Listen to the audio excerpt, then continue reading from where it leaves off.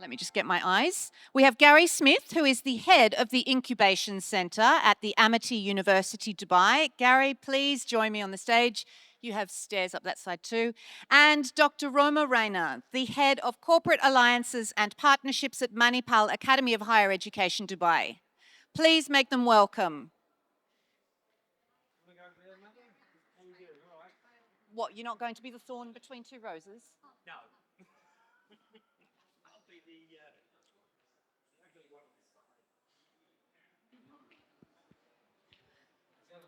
So, the idea that we have pivots, projects, and possibilities in our careers these days, that professionals are expected to be adaptable, continually learning, and comfortable with change.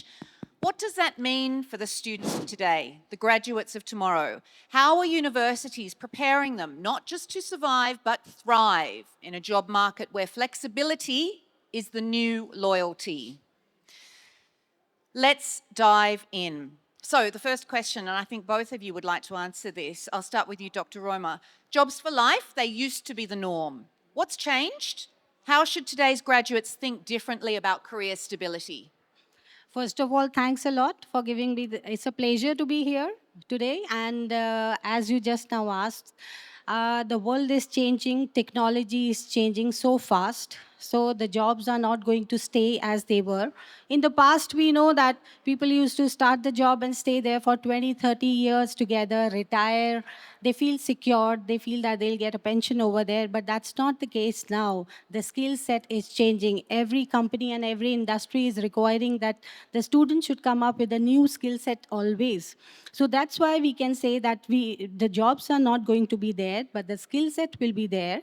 So this is an advice for the students, those who are coming up later, that they need to improve and they need to upgrade in their skill sets, which is very important.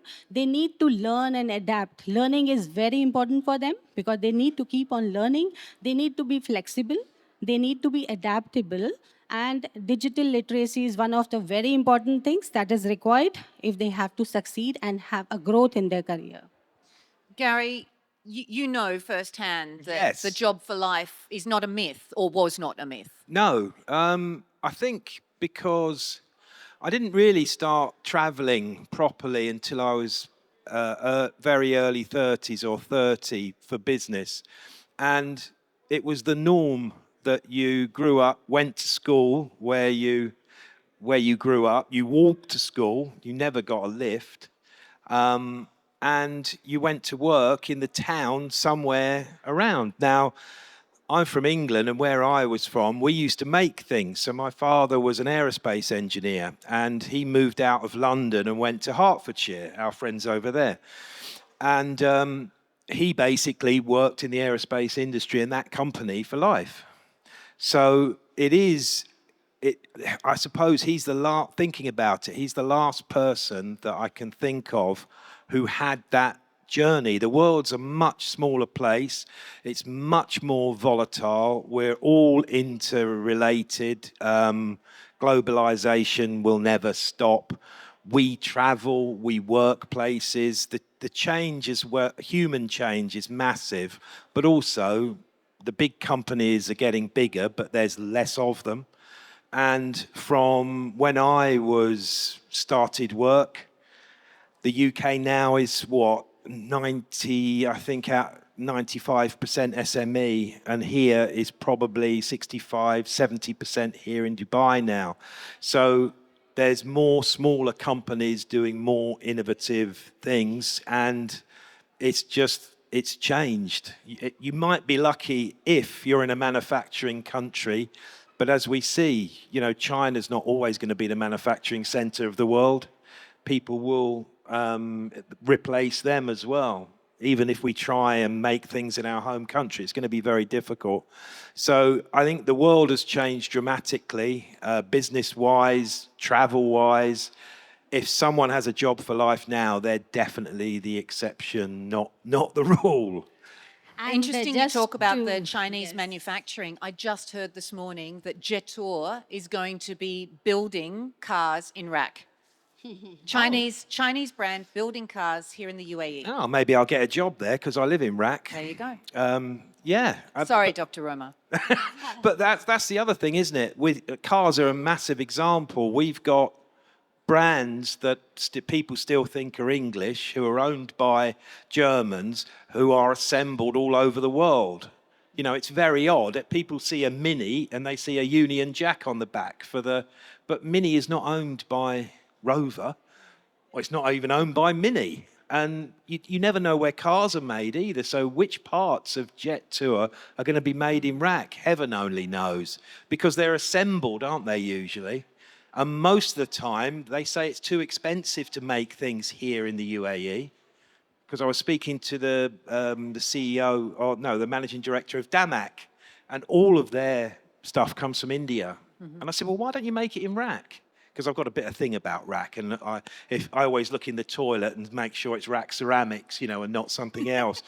So because I like to buy things where I live, you know, to support the local economy, but it's very difficult to do that manufacturing-wise. I'm not saying I'm going to try and buy a Jet Tour car, but it's difficult to start manufacturing, even in the UAE, when the cost of labour and operations is so low in local countries. So it's tough, isn't it? But it's encouraging that that's happening. So, Dr. Rama, talking about globalization, about all being interconnected, how do students prepare for careers that may span industries, countries, cultures, roles, responsibilities, the diversity? How do they prepare for this? Very important for them is they should have a transferable skills. They should have a good communication skill. They should have problem solving capability. The critical thinking is one of the major factors which will actually take them to a next level in their growths. And nowadays, as I earlier also mentioned, that digital literacy is one of the key impact factors that will actually lead them to a better role over there. So in our universities, we are making a point that we are giving career readiness trainings to our students so that they are well prepared and they are able to basically job ready, always there. And then also it is important that they are able to accept the challenges. It should not happen that simple different type of a diversion and a role is there, and they should be able to accept, because there will be a learning in that role, and that is definitely going to make an impact later. So over there, so accept challenges, be always prepared for the transferable skills, and these are the important things that they should have. I really like that list of transferable skills you gave before, because they are all human skills. Correct. Communication, critical thinking. These are all skills that can't necessarily be replaced by a computer processor. It is one of the important aspects apart from their technical skills. Why? Because I also believe that building human relations is very important, whichever company you are going, that you have to work in a team. A teamwork, it is only possible if they understand the behavior of other person, how they can adapt themselves working from one team to another. So these are the very important skills, apart from whatever the technical important skills they should possess while they are taking and they are considering the growth in their mind to be the next thing. So I mean, it almost doesn't matter who has the best idea, does it? If you can convince people that your idea is the best. So in that case, I just mentioned about communication. So I can talk about an interdisciplinary approach over here. For example, if I am talking about, say, for example, Amazon. So Amazon is having interdisciplinary approach where they are having computing, cloud computing, plus it is very important to understand the behavior of a person. So behavior of a person is basically taking them to the AI and ML model so that they are making it in that way. The logistics is done in that way so that they understand the behavior of the people, and finally it goes into that track. Gary, talking about skills first hiring, can you explain for me what skills first hiring is? And what advice would you give to a graduate who doesn't feel like their skill set is up to scratch? I often do this with students and put them on the spot and actually ask them a question that they're not prepared for. You're saying I've done that to you. Well, because, obviously, sooner or later we're going to mention AI. And I that's was skirting around it with that last yeah, one. and it's obvious because if we go ahead, and we will, because Sheikh Mohammed has said we're going ahead with teaching AI in schools, that means by default that we will be teaching AI in universities. Otherwise, those universities won't be around in 5 years' time.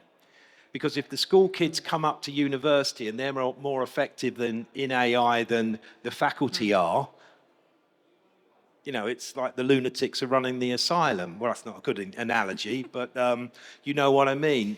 And I think if we're looking at transferable skills, I would a quick answer would be AI and EI.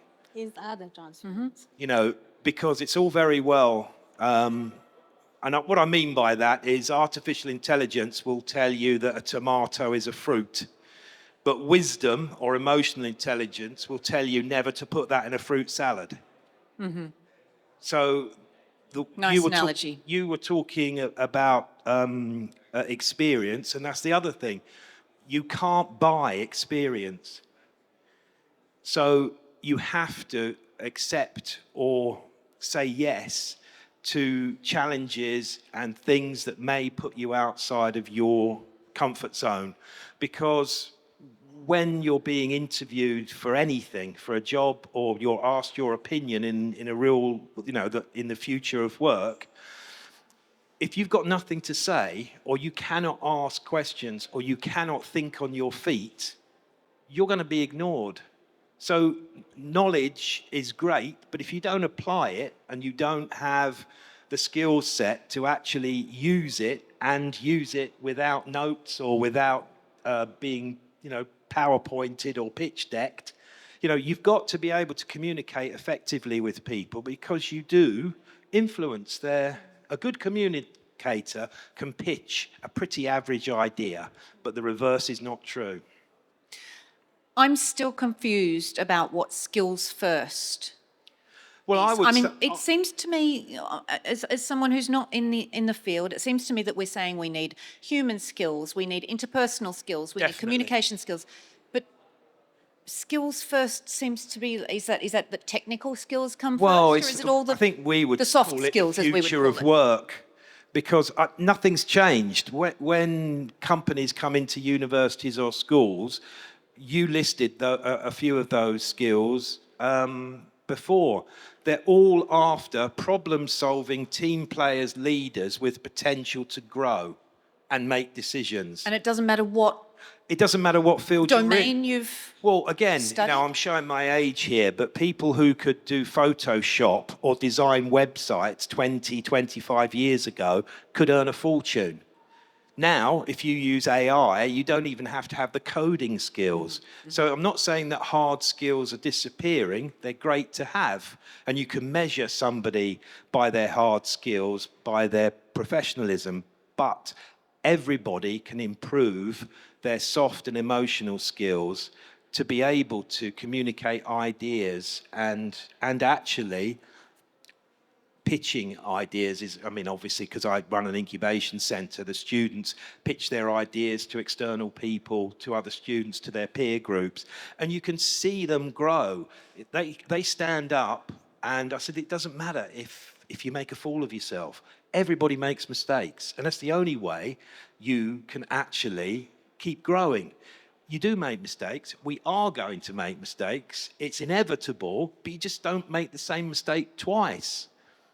And a lot of people are afraid of making mistakes, and that's what holds people back.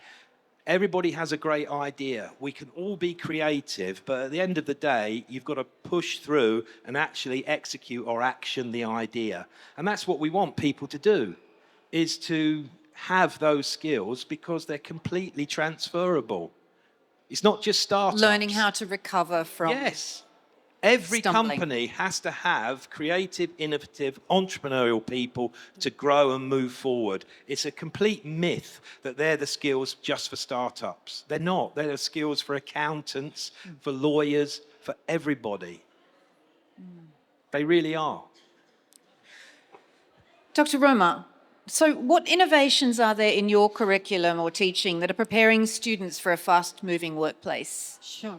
So we have already industry advisory board in which we are basically onboarding all the industry professionals so that they can tell us what are the skill gaps which are there, which we need to improvise in our curriculum, which is very important because day to day, year to year, the skill keeps on changing. So we want our students to be updated with those skills. So that's why we have that industry advisory board. So as they give the suggestions, accordingly, we have a change in our curriculum. We do have open electives, and I'm sure all the universities will be having, where students are free to basically choose the subjects of their interest. Like they want, as he mentioned about AI, they want to have data science. It can be a little bit of different from their main course. Like a business student can go for an AI kind of an elective over there. Apart from that, we do provide them internships, support in career guidance. We do connect them with industries, employers. We organize many career fairs so that they have an opportunity to basically ask questions to the employers, discuss with the industry professionals. We also organize mentorship to them through the industry personals so that they can find out what is the path of their growth, what else they can basically add into their curriculum and the courses, some kind of short-term courses or some kind of certification courses.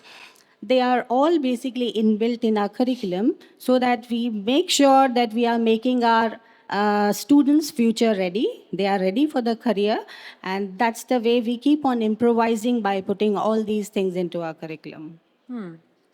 Gary, Dr. Roma's just made a really important point here that the students are getting access to industry professionals who are on the industry board, getting very, immediate feedback on what's currently needed. How difficult is it for faculty who may have been out of industry for a while? I mean, is the ivory tower still a thing, or what's the feedback like with professionals, with education professionals? I think the answer is you need a mix, because we have with CAA and MOE, everybody has to have a doctorate. Now, I shouldn't say this, but I don't agree with that, because you don't need a doctorate to teach entrepreneurship. You actually need entrepreneurial experience to actually help them understand that it is not for everybody. And it's okay not to be a startup founder. Everybody thinks that, that's an option, and it is. But in real life, it's a very hard, difficult option. And those skills, innovation and entrepreneurship, really are transferable, because we try and create an ecosystem where people with content creation skills, communication, back-end skills, who are doing all the coding and the hard graft, and the people who are forward-facing, perhaps sales and marketing, they can help each other grow their startups and actually become an ecosystem of work. Because going back to the first point, it's highly unlikely that they're going to go into one career, stay there, and do that for the next 30 years. So how do they maximise this ability to pivot, to not abandon previous? Yes, I mean, the doing a degree and having that level, or a master's and having that level of education, is a great thing. But also, you have to apply those skills in context. So, whether you're going to be in finance, whether you're going to be in engineering, aerospace, you've got to be looking at what the industry is doing and how you see you fit in it, because we're honestly and truthfully preparing students for jobs that don't exist yet in 5 years' time. Because, we'll be sitting here in 5 years' time saying AI's taken this, that, and the other. But, AI is dead. well, yeah, but I think most people are scared of it because they haven't actually tried it properly. And most people can use it. I use it, of course I do, because I've got to try and keep in step with the students and spot where they're using it. Otherwise, I wouldn't be able to. I've always liked a shortcut.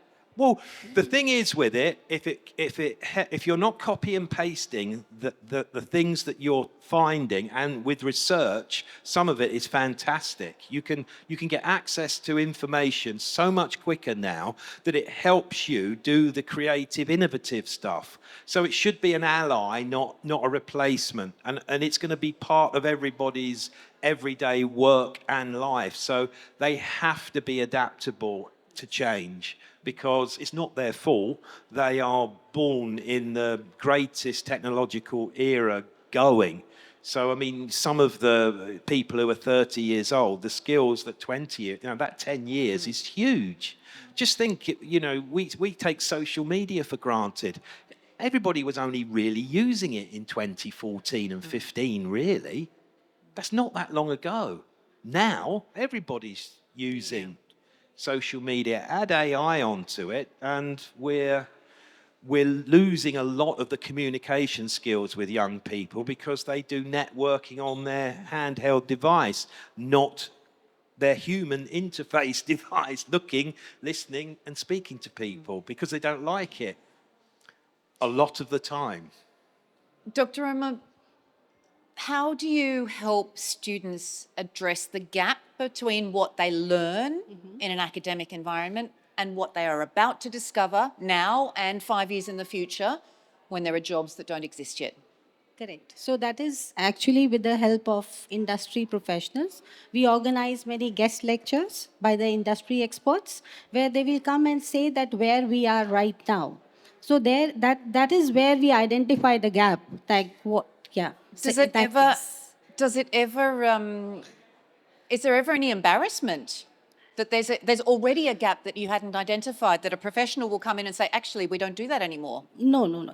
But why? Because I'm telling you, the reason we have an industry advisory board, they keep on coming after every 2 years. And every 2 years, we are upgrading our things. Upgradations are done in our laboratories. Whatever the simulations are required, whatever the new licensing and the softwares are required.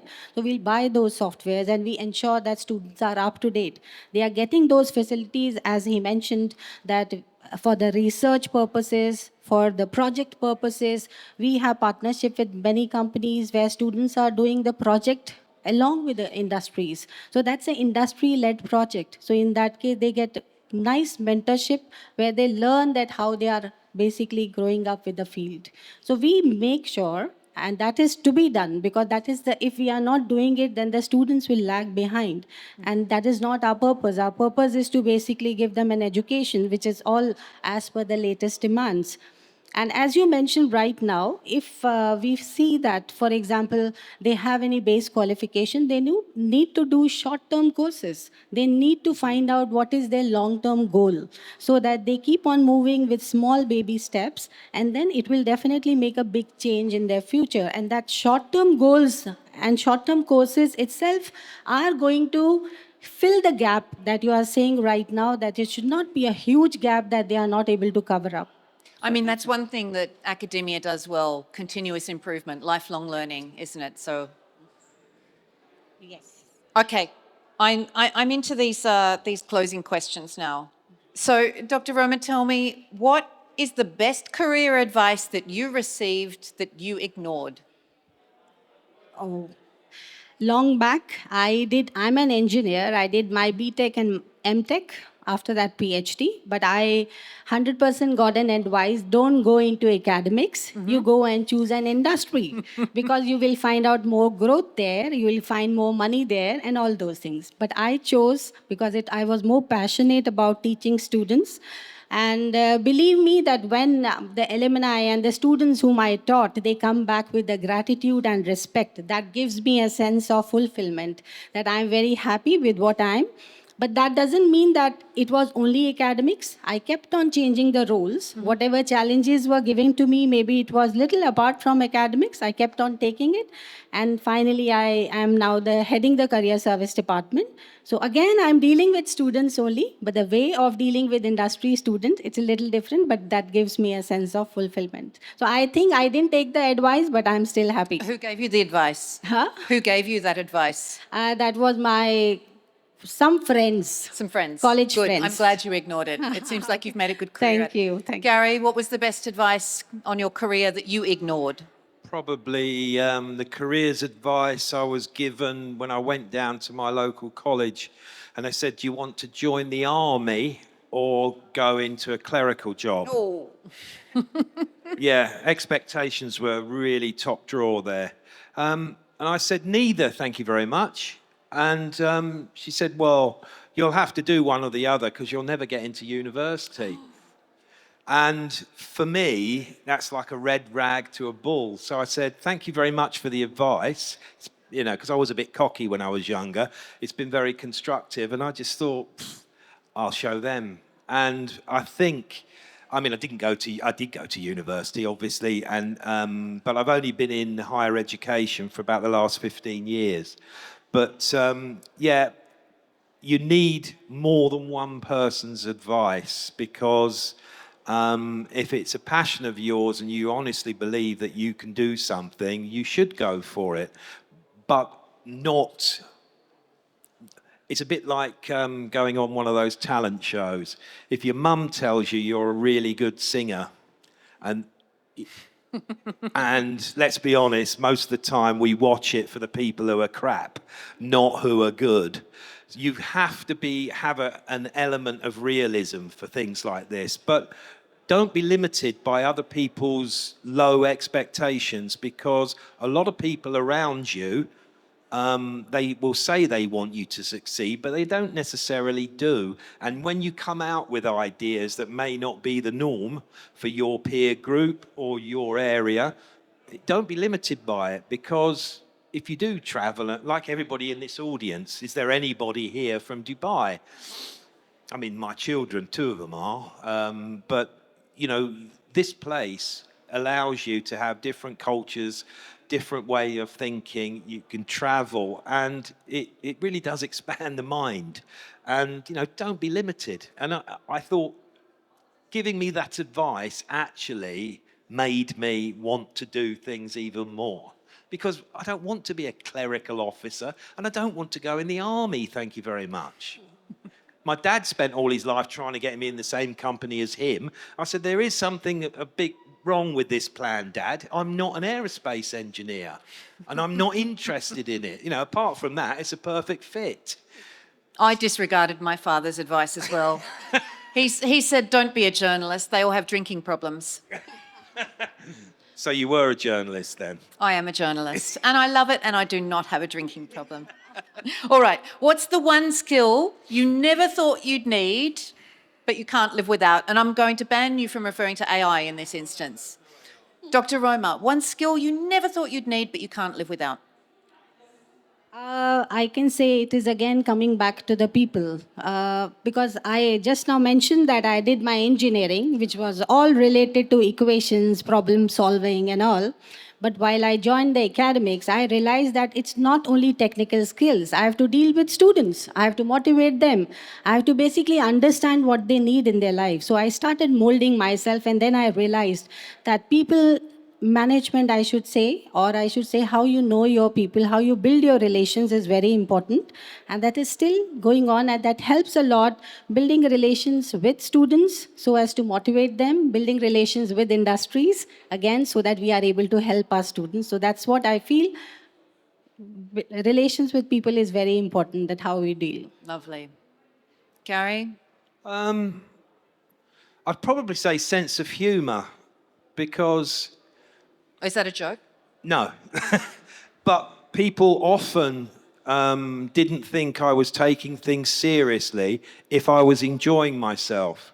And I remember my boss, Cliff Trott at Kodak, he said to me, "You're a grey area to me, Gary."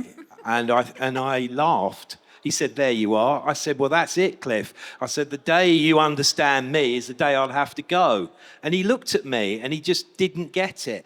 I said, "Cliff, if I'm sitting there, I'm quiet, I'm not smiling, there's something wrong." I said, "If I'm enjoying myself, I'm doing a positive job. I'm at top of my game. If I'm miserable or trying to be serious, I'm not. We're all not like you." and he didn't get it. Well, it seems like he's the one who needed to develop his sense No, of it humour. was funny because 10 years later, he came back as a consultant, and guess who he came out with to go and see important customers? Me. So I drove him about 150 miles at about 7 o'clock in the morning, made sure he couldn't have any lunch, and we stopped at one of those greasy things on the side of the road. So he had a sausage sandwich. And he looked at me and said, "You're loving this, aren't you?" I said, "Yeah, I am." He said, "I am too." Well done, mate. I'm glad we got an update on what happened to Cliff. But he was like that. He was a everything was his way. You have to accept other people's way of doing things. Not everybody is serious, and not everybody who smiles and enjoys themselves is frivolous. Well, I will tell you the one skill that I didn't think I'd ever use. The first 2 occasions that I appeared on stage to deliver a speech, I choked. I choked on my words. I looked at the audience. I was paralysed. And look at me now. Yeah. I never thought that public speaking would be in my skill set. I thought that I would be a written journalist. I would see my name in print, and that would be the accolade that I needed. I never thought I'd be on stage. And now I read the news. Yeah, but that's one of the big key fears, isn't it? You know, up where with spiders flying, making a fool of yourself in public normally comes higher than dying. Wow. So never underestimate how weird humans are. They'd rather die than make a fool of themselves in public. But that skill, being able to speak and just connect and read the room. You know, they've come here on a Friday afternoon. They'd rather be entertained than, Then learn about there being more than one career path in life. Yes. I'm really desperately trying to bring it back round to the Yeah, topic but the now. career path, there isn't one career path for everybody anymore. Maybe that's the point, that the That career is the path point. is long and meandering and has many diversions, and you don't necessarily need to get back to the point of the closing statement. But it is being that lifelong learner, because you are then interested in other things apart from your own comfort area. Now, I still listen to history and politics podcasts all the time, and football. So they're my 3 key areas, but I'm willing to learn other things as well.